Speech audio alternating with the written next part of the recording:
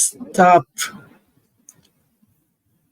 This could be the most intriguing and useful half an hour that you have spent in a long time. So stop, put away the distractions and just pay attention a little bit as we examine conflict management from a completely different perspective.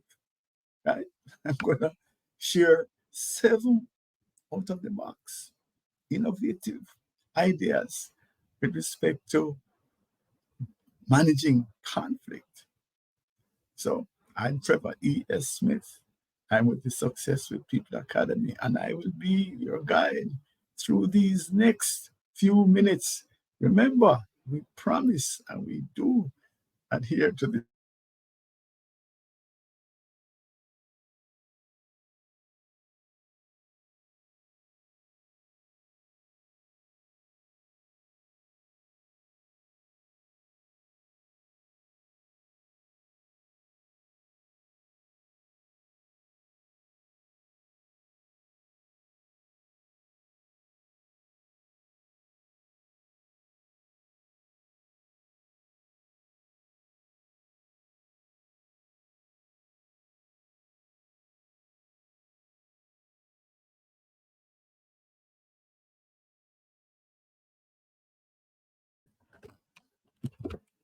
so technology issues there, internet failure, but we're back. So I want to talk about conflict from a completely different perspective, right? When I look at 7 edgy, innovative ways to look at conflict. All right, so let's go. The first one is treat conflict as creative fuel.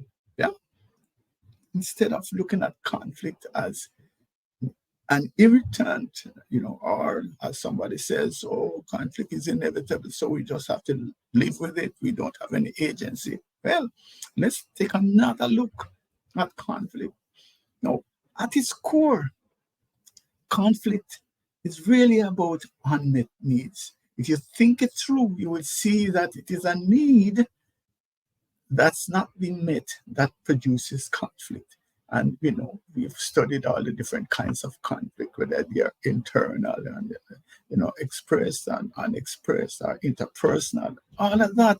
But at the end of the day, it is a half full glass of apple juice, and I wanted a full glass, or somebody has had a half of my glass and I'm upset, interpersonal. So those are some of the things that we have to consider. So the bottom line here is that at its core, and this is the fundamental concept that we want to use as we go forward and look at these out of the box ways of dealing with conflict. Conflict is unmet needs. So internal conflict could be, I'm just concerned about my weight.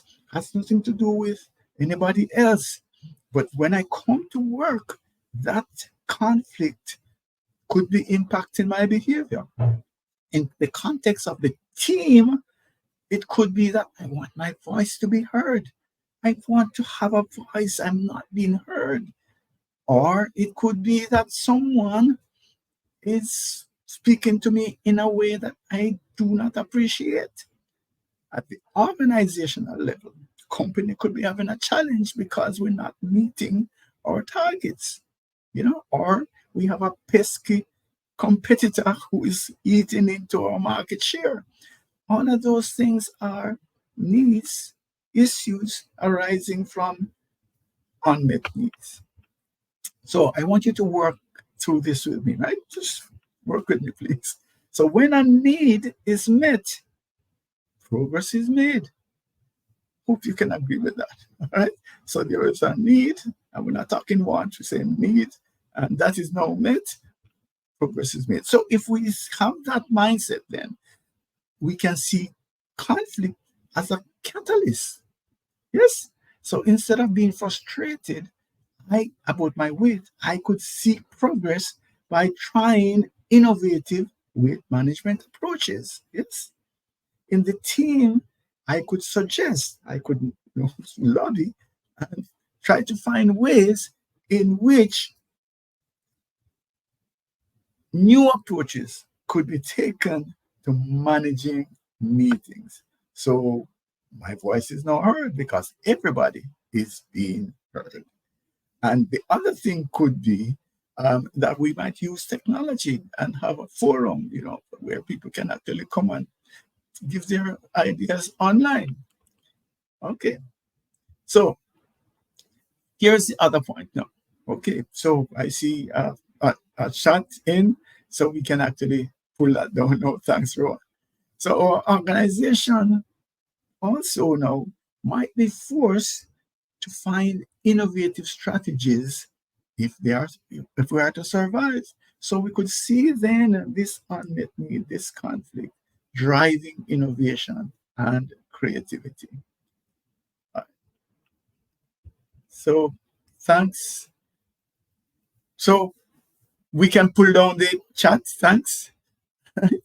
So with that understanding, then we should actually welcome the emergence of conflicts as really and truly they are showing us the way forward. Yeah. So welcome, have more conflicts, help us to identify these needs that need to be met. And as we meet these needs, well, progress is being made. That's an approach, a different approach to thinking about conflicts. So the key then is to reframe conflict as an untapped source of creativity. Beautiful idea, okay? That we're looking at conflict now and saying, okay, let us try to identify the needs that are there, because when we meet them, or in order to meet them, we have to be innovative. We have to look at new solutions. Unmet needs then become a catalyst for innovation. Yeah. So if we have that mindset and we see conflict then, not as roadblocks, not as irritants, but as opportunities to make progress, then we can have a different approach. Again, at least psychologically, we're not as frustrated, we're not as annoyed, because when things come, we can deal with it. So number one then was to view conflict as a catalyst, fuel for progress. The second one is to look at our rules, redefine our rules. A lot of conflicts come from inflexibility, rules, this rigidity around procedures, about the culture even. This is how we do it. This is how we think. This is who we are. Some of those things really affect how people function in the organization and how conflict may arise. And those things can be adjusted and without losing control over accountability. If we relax some of these things, and I would even say relax, that's not a good word. If we adjust some of these things and have a different set of arrangements that facilitate evolving needs, arrangements that reflect changing personalities, changing dynamics. If we can get ourselves to that place, then a lot of the conflicts might be moved out of the way. So this is how we have been doing it since Mr. Jones was, CEO. It's a long time ago. He's retired, gone a long time, but we're still doing it this way. What I'm saying is, can we together adjust and make some kind of change to how we operate to prevent, and I'm going to use the word prevent conflict, but also to resolve some. That's the idea behind this different approach. So again, first thing we looked at was conflict as a catalyst. The second thing we looked at is that we could redefine the rules, the way we operate, so that we can not only mitigate, but actually prevent a lot of the conflicts. The third thing then, this is interesting, is to embrace guerrilla communication. What is that? Basically, we're going to go beyond formal meetings and emails and, place greater reliance on informal um, communication. Right? So let me tell you something. Communication is a major unmet need in organizations. We do climate surveys, employee satisfaction surveys, and I can tell you that every single one, right up near the top of the list, communication is identified as a problem. And so the question is, what if we prevented some of these issues that we see in these surveys by changing how we operate in terms of communication? If that is a problem, why don't we look at different approaches to communication? I have an article that talks about meetings mete out punishment. That's it. That basically we have to have these meetings. And I'm saying, yeah, are there other ways to go about it? What about some of the guerrilla communication tactics, which is what we're talking about here, where we can just meet at the water cooler, meet at the coffee machine, and just to have informal check-ins. We don't necessarily have to have everybody come and sit, in a meeting to get an update from Mary or from John. Yeah. What about some post-it driven, brainstorming where we, sit together. Again, I would put up the post-it notes and discuss the things as against, formal presentations with, PowerPoint, and we go through a lot of research. Anonymous idea sharing, modern day, what do you call it now, suggestion boxes. So we could use electronic means to have that done as well. That's what we're saying. Okay. So these unorthodox methods could, in fact, remove a lot of the barriers to communication that people complain about and prevent the conflicts that are related to them. Good. So moving forward. So we're now looking at the contrarians, and that's where the problem is. Yeah.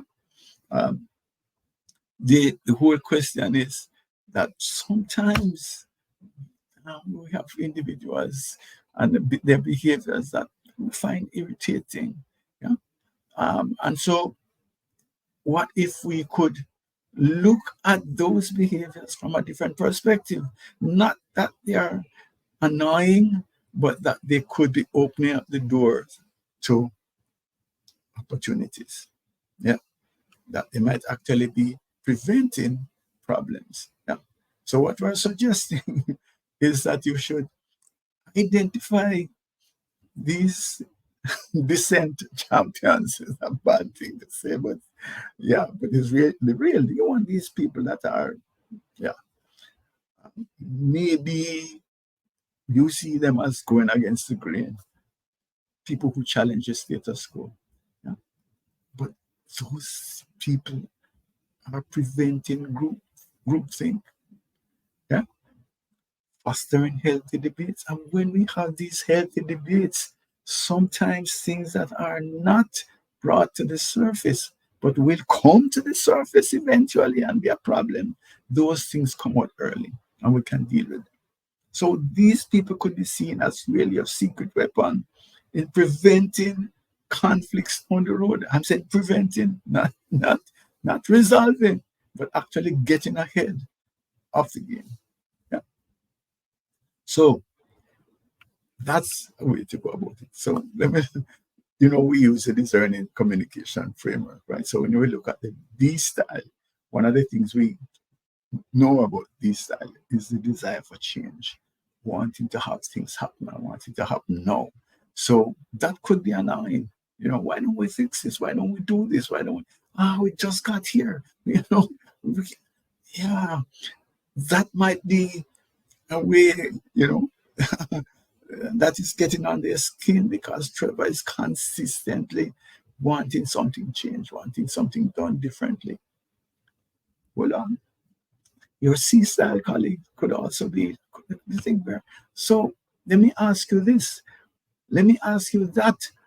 What is the basis on which this is done? Where's the evidence Ah, come on, man, let's just make a decision. No, we need more data. We need more evidence. We need more information to make the decision. That could be annoying. But those interventions, those incessant inserts could be healthy and should be welcome. We shouldn't silence them. That's important because at some point in time, those issues might. So that's one of the things that we can look at as well. How do we embrace the contrarians, people who are marching at a different pace or want to ask questions? Yes. So number 5 would be worry.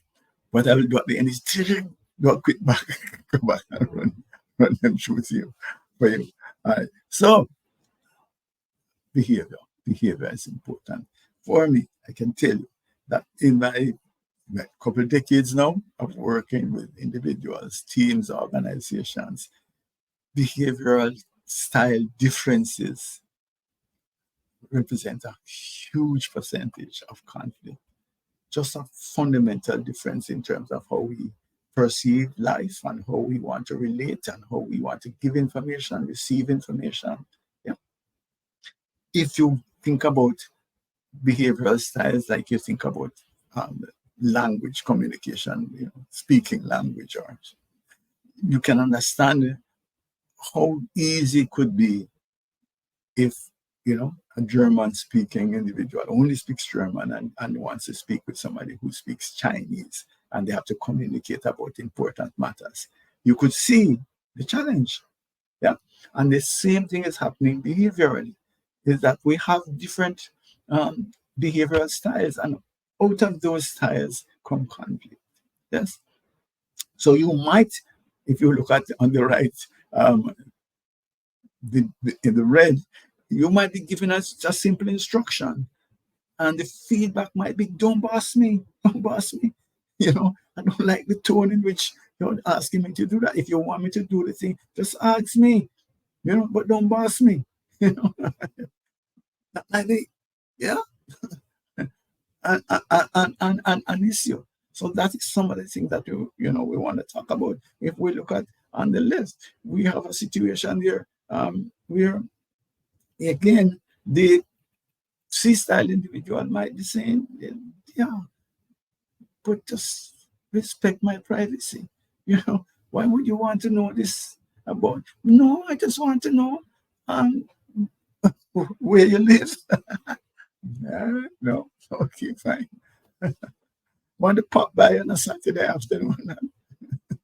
Yeah, no, okay. So we need to understand these things. So if we apply our discerning model of communication and leadership, we can prevent, and I'm using the word prevent again, we can prevent many conflicts. Right? So here's the answer.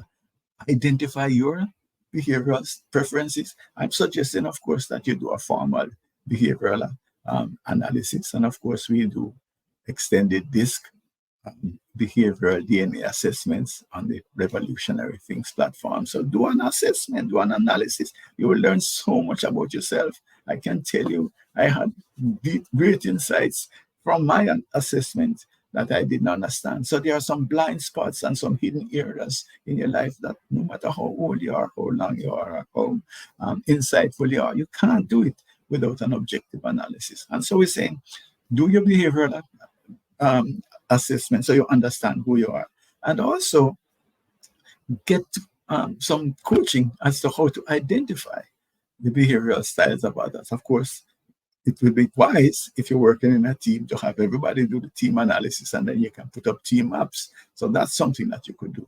But then that is going to help you. I can tell you, when I'm doing work with teams and we put up a team map, just put up the name, people could say, oh, that is why I'm having such a challenge with John. Or why don't we give Mary this task to do? It's there. You can actually see, because the coaching, the guidance that you would have got would tell you how different behavioral styles function, how to get best results from them, how to interact with them, all of that is there. That helps to reduce and eliminate a lot of the conflicts. So the key then is to uncover and challenge the ingrained habits that lead to conflict. Some of these things are recurring decimals.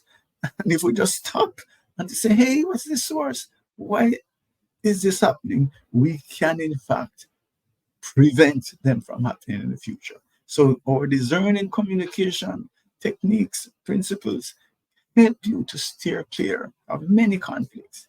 And so it helps you to have a greater level of awareness and appreciation of differences in behavioral preferences. And so you can then proactively adjust and address conflicts. That in turn will reshape the culture of your team. All right, number 6, moving forward. Use, this is strange, this is crazy. Anyway, I'm not quite off, off the farm yet, but use conflict resolution gamification. So we're talking about playing conflict. You don't understand the frustration and the pressure and the problems that come from conflict. And you're talking about games. Yeah, but relax. Ooh, take it easy. Game style, fun elements, especially if you put in competition and scoreboards. Those things just have a difference in terms of helping people to adapt, you adjust their behavior. So the key would be challenge teams. Yeah. Let us keep a score to see how many conflicts have we, had this month. And let us see if we can reduce it by X%, or let us have a competition as to how we can actually move.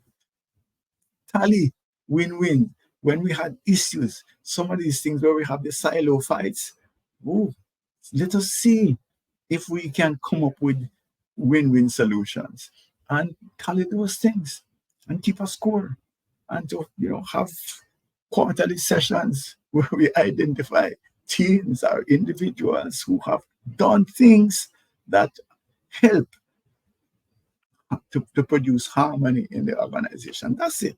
Competition. People love competition. People like to win.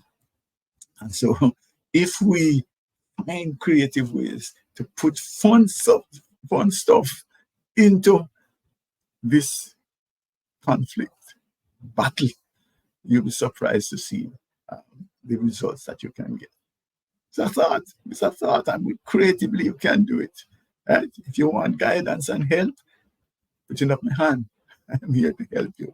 All right. Number 7, coming down, embrace unconventional leadership. Yeah. So what we're saying is, and I believe you may, I think I need to take this down and to show it to anybody afterwards. Because this is what are we saying here? Embrace mindful rebellion. Want our leaders to rebel? Whoa, what are you saying?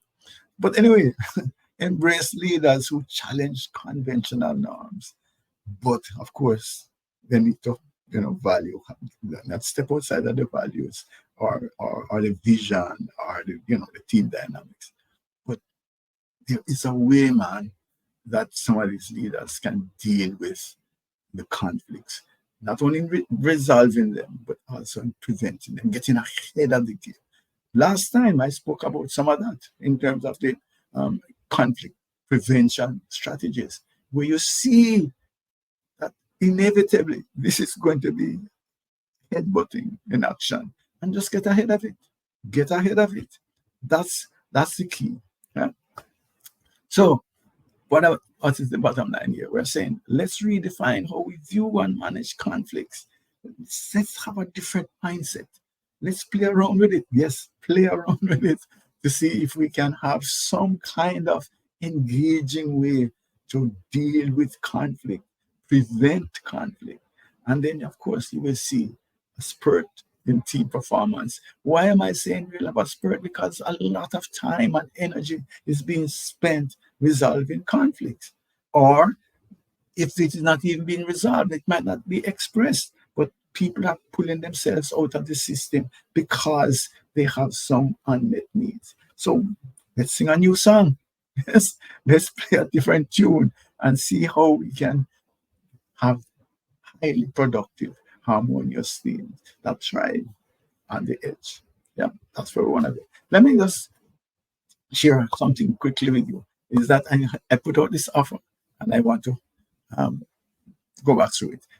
I basically offer a lot of my services. Like for example, I go to a infant and prep school, and I do a devotion with them, and then I go back in the afternoon and I have an after school program called Christ Ambassador. So yeah, I'm reaching out. I'm in a reaching out phase, and I'm suggesting here, and I want to celebrate people who have come to these live casts and have taken action.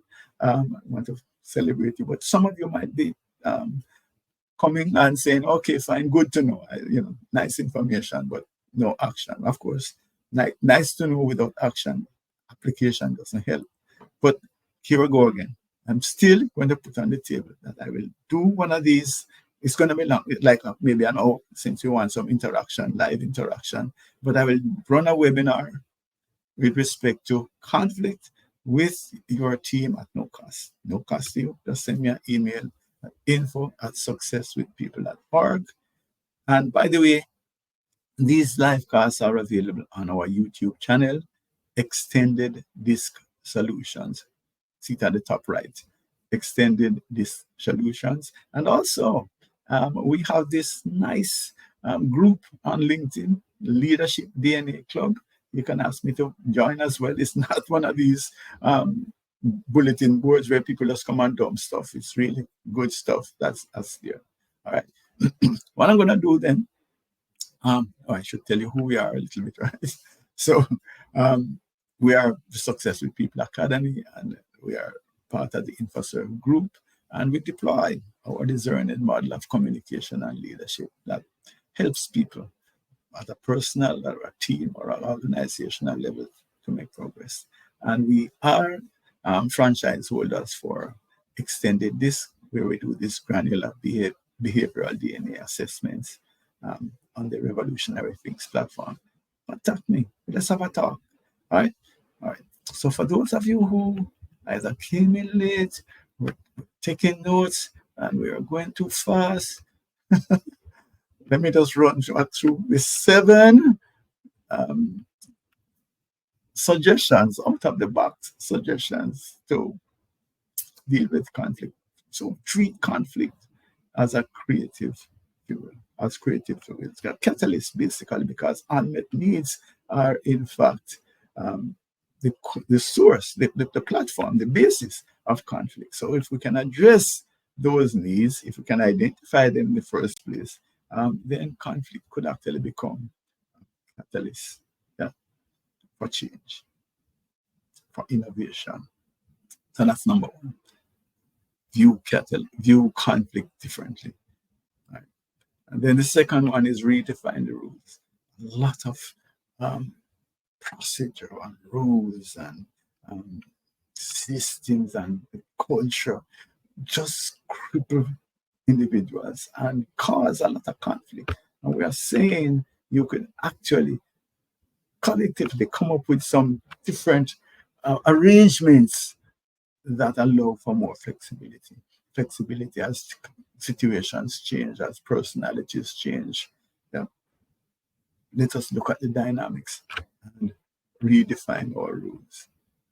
The other one is communication. Communication is a mega problem. And what we are saying is that if we embrace this concept that I'm pushing, calling guerrilla communication, which means go beyond the formal meetings and the emails and look at some informal thing, because as we have said, these things come in every employee satisfaction survey that we have done.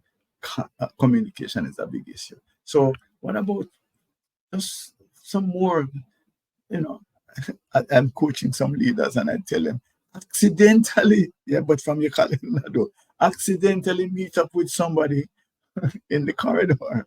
That's one of the ways to connect, etc. And you can catch up. You don't have to have a formal meeting to get an update from John or Mary. Yeah. So some water cooler, some coffee machine, these kind of check-ins, and then some brainstorming. Again, we don't have to have the big formal presentations. We could just give people some post-it and they just boom, boom, put up on the wall ideas and we move forward. And then, of course, what about modern days, some kind of electronic suggestion box? Those are some ways that we can have people share ideas and we can have people get feedback, get information as to what's going on, solve the communication problem. This is the big one. The contrarians, right? So that's number 4, is to look at those people that ask a lot of questions and have suggestions that trying to push you forward and you're not ready to go forward. Yeah, those annoying, potentially annoying situations could be unearthing things that need to be done because they might become a problem afterwards. We talked about like our D style that consistently want change, or the C style want more information. Those things might be helpful. Right? The other thing is to look at behavior and to see how people communicate, because for me, my couple of decades of doing this, behavioral styles, conflict based on behavioral styles is accounts for most conflicts in my opinion. All right. So we need to use our discerning model of communication and leadership to address those things so that we can speak to people in a language, behavioral language that they understand. We can give them instructions and we can give them feedback in a way that lands better with them. That's going to reduce a lot of the conflict. Then, funny one, introducing fun games into, have people be able to win or, compete with each other in terms of ideas, in terms of actions that prevent, mitigate, resolve conflicts. Yeah. That's another one. And of course, turning some of these leaders who might be at the edge, but give them a chance to use unconventional means to achieve what it is that we want to do in terms of a harmonious environment. So that's it, right? So we want to redefine and manage conflicts in a different kind of way. Thank you. And remember the offer. I'm prepared to do interactive webinar related to team dynamics at no cost to you. And you can catch up on all these live casts at Extended Disc Solutions in our YouTube channel. And you're welcome to join our Leadership DNA Club on LinkedIn. Thank you. I'm Trevor E.S. Smith, and I'm with the Success with People Academy. We are SHRM recertification providers. And what that really means is that when we provide you with the professional development credits that you can use for SHRM recertification, is really an indication that we operate at high international standards. Thank you for your time.